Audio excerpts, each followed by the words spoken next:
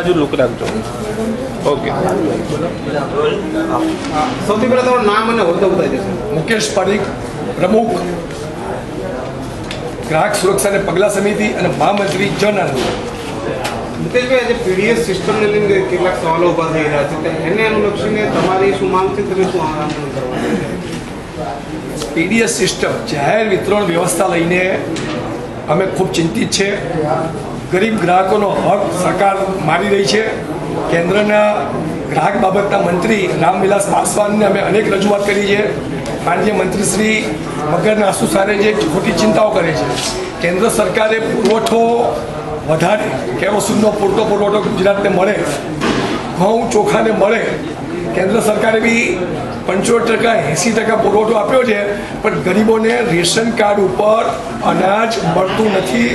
આ વાસ્તવિકતા છે, રિયાલિટી છે અને જમીની હકીકત છે.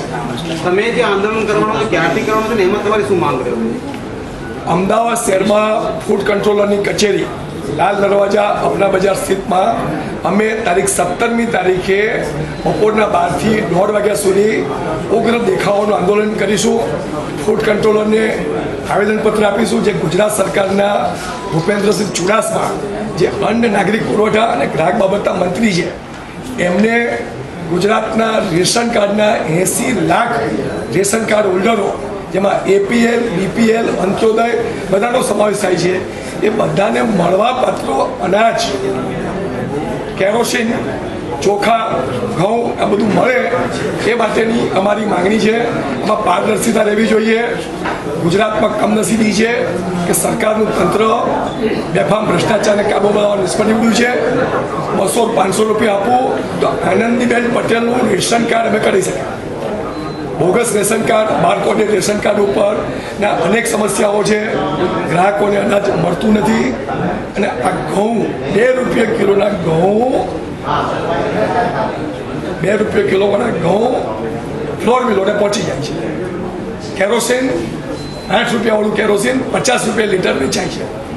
ખુલ્લેઆમ આ કાળા બજાર થઈ રહ્યું છે અને એના પર જન આંદોલનના માધ્યમથી અમે સતત સરકારને જગાડીશું. 22મી તારીખે ગાંધી આશ્રમથી જિલ્લા કલેક્ટરની કચેરી પર બી મોરચો લઈ જઈશું. ગાંધી આશ્રમ અમે પસંદ કર્યો છે.